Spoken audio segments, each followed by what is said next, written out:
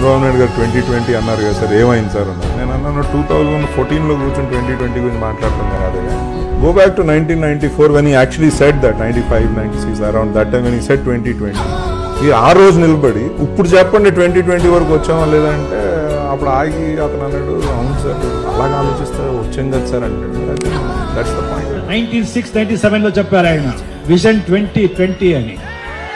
IT ఎలా future ఉంది, ఎలాగవుతుంది, digital world అప్పుడు ఎవరు ఊహించలేదు, దాని గురించి ఎవరు మాట్లాడలేదు. ఆయన అదే మాట్లాడే మాత్రం కాదు, అదే హైదరాబాద్ని ది హైటెక్ సిటీగా మార్చి 1000 కాదు 1,00,000 మంది తెలుగు జనాలు ఆ ఫారిన్లో వచ్చి ఐటీలో పనిచేసి సుఖంగా సంతోషంగా లగ్జరీగా బతుకున్నారంటే దానికి ఈయన కారణం.